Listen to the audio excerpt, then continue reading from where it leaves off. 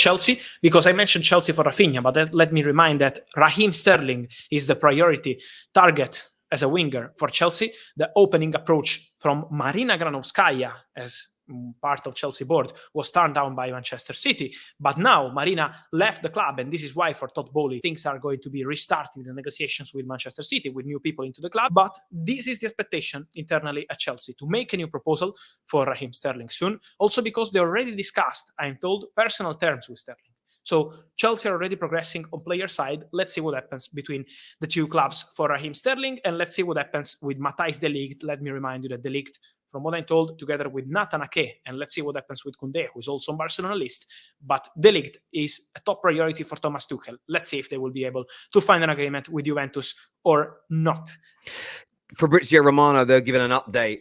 This also coincides with news today that Chelsea Football Club have made a contract offer to Ousmane Demebele. He will now immediately decide between reducing his salary at Barcelona or the Chelsea deal. Ben Jacobs has stated that Demebele has two options on the table: renew with Barcelona or become a free agent. And of course, we've heard from Fabrizio Romano, but they're not only just looking at a new bid for Sterling, they're in contact with Juve over de Ligt. Nathan Ake is also on the agenda, with Jules Koundé not completely ruled out. Chelsea Football Club are looking to get really, really busy in the coming days in the market, and it appears Koundé, de Ligt, Sterling and Ousmane Dembele are all on the agenda. Smash the like and share button. Let's go.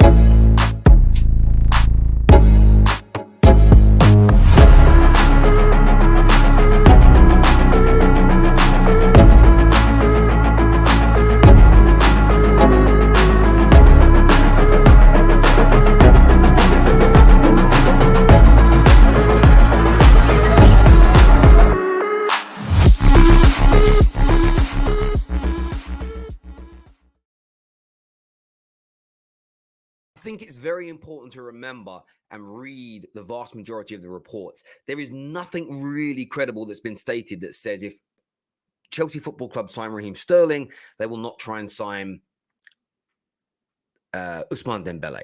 If they sign Ousmane Dembele, it's more likely they pull away from the Raphinha deal, which would be music to the ears of Arsenal fans who are heavily fighting for that individual. But when you look at Chelsea, it's going to be a very interesting week indeed. As Fabrizio points out there, new negotiations starting. Marina, Bruce Buck, Petr Cech, they've all moved on. Not that they were all part of the negotiation process, but you get my point. Todd Bowley taking over, Todd Bowley pushing, Todd Bowley working hard to try and get this done. Thomas Tuchel being absolutely backed. Spoke about it yesterday. Chelsea are a scary looking outfit right now as and when they pull these deals off. Expected to spend potentially up to £200 million on new players. Of course, there'll be players leaving, but up to £200 million on new players. Dembele would be free. If Dembele comes in, I think that lays the ground for the other signings. If Dembele comes in, it's highly plausible that Chelsea go and get de Ligt. If they don't get him and they have to go for Raphinha that could cost £65 million, maybe de Ligt is too expensive. They go back for Jules Koundé and Nathan Ake. That would be a cheaper option. I think the club is what it's almost, we need to wait. Dembele is key to Chelsea's summer. Dembele is this sort of this turning point. That is going to let them get their ducks completely in a row. Raheem Sterling, I think, happens irrespective. They're working on that number one priority. So that works no matter what. We're seeing an almost mirrored situation at Manchester United. Frankie de Jong is the primary target that they are going to get done regardless. They will get it over the line. Man United that have a free transfer they're looking at in Christian Eriksen. Depending on what he picks, dictates the rest of the market. How much, because if we don't get him, you might need to spend 35, 40, 50 million pounds on another midfield player, taking money away from potential deals for Antony, centre-backs and full-backs that Manchester United fans want. Chelsea are in the same boat here. Yes, they could spend up to 200 million pounds, but sales are part of that. The sales aren't all in yet. So Chelsea have to be prudent. This is where the world under Todd Bowley will be different from Roman. It won't just be throwing cash at the problem, because that in itself can create its own issues.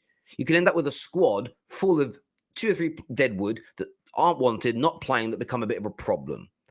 Not that they're unprofessional, but players can become problems in those circumstances. So not only do they want to save the money and increase the income through the sales and, of course, reducing the salaries, they don't want to create any personnel problems later on down the line. All these things have hampered Chelsea in the past and other clubs like them. So what's going to happen? Raheem Sterling is being reported as being a done deal. Now, of course, Fabrizio said, not only is a new bid going in, they are in contact with De Ligt. De Ligt will not sign a new deal. He will not renew. He wants to leave Juve. That puts a lot of pressure upon them to get as much money as possible, but remembering that every year his valuation will dwindle. Sevilla would accept 65 million euros for Koundé for now, but it will also depend on Barcelona's interest. And of course, no one really knows what Barca are going to do when they get this injection of money in 2 days' time. In 2 days' time, when last year's financial problems are behind them, the 1-to-1 ratio returns. They can spend more of their income on players. Nobody quite knows exactly who they're going to go and sign. Are they going to get Bernardo Silva? Are they going to sign Raphinha? Are they going to sign... Obviously, they've got Kessie that's already coming in. They've got Christensen that's already coming in. They want Lewandowski. Are they going to sign all... And Koundé? Are they going to sign all those players? Maybe. Maybe not. It's a lot of players. That's 5, 6, 7 players. Are they going to get that much business done straight away? Maybe. Maybe not. We don't really know. Depends on what you want to believe. But the Demebele deal is a key figure here. I think that dictates the budget that Chelsea have remaining and where else they go. Equally, I don't understand why Demebele would stay at Barcelona. They don't care for you that much. They really don't.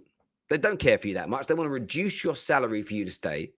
Chelsea Football Club want to make you a pinnacle and heavily rewarded part of their team. And I think it's something that he should seriously consider and seriously push for. Now, what's also been reported by Fabrizio is that new contacts between Ousmane Dembele's agent and Sissoko, that's his agent, sorry, and Barcelona will take place today. That's the 28th of June. Ousmane wants an improved proposal to extend his contract stay at Barca, as reported yesterday. Key hours ahead as Dembele will decide his future this week. And what's really key to this is this all feeds into Chelsea can afford to give him that pay rise because Chelsea won't be paying a transfer fee. The £65 million-ish they would save on Raphinha can be pumped in towards the salary of the player. Because Raphinha is going to come in on big money as well. There's no doubt about it. But Chelsea would be able to afford to give Ousmane Dembele a very big pay packet. Maybe they can work something in there where it's almost a, not pay as you play, but almost a, when you play, it accelerates to a certain amount. If you're out injured, it reduces to a certain level. I think there's a way in which you can get Dembele on board with that. You've got to word it right and get these things in place. And a lot of Chelsea fans appear confident that they can get this deal done. The player will remain fit, and there's going to be no kind of issues. But it's certainly an intriguing deal for me. For me, as an outsider kind of looking in, it's a very, very intriguing deal to look at. But I think with Demebele and Sterling leading the line for Chelsea, it's dangerous times for rivals. You've got Raheem Sterling, one of the most productive attackers in Premier League football over the last 6 or 7 years. I don't care that people think he misses a number of chances. I don't care that he looks like a duck when he runs or a T-Rex with the arms. All these things that people laugh at Raheem Sterling about, yeah, they're a little bit of friendly banter, but in the cold, hard light of day, Raheem Sterling is an absolute monster on the football pitch. Elite winning mentality. And I think Ousmane Dembele needs someone to love him.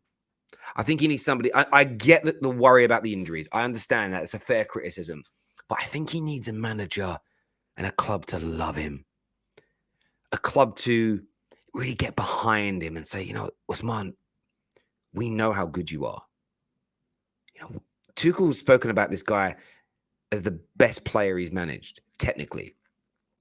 That's love. And that was when he was sitting there in a Chelsea training kit, Tuchel, speaking. This could be a phenomenal piece of business for Chelsea Football Club. And if they bring in Demebele, I think it frees up enough money for them to go hard for De Ligt. And are they going to sign De Ligt and Koundé? My gut feeling says no. My gut feeling says no. Because there's another position that they would then motor towards. You get Nathan Ake and De Ligt in. You get Demebele, you get Sterling. And then I think Chelsea start working on a program. I think Chelsea want to get all these deals almost done and dusted very quickly. Do you know why?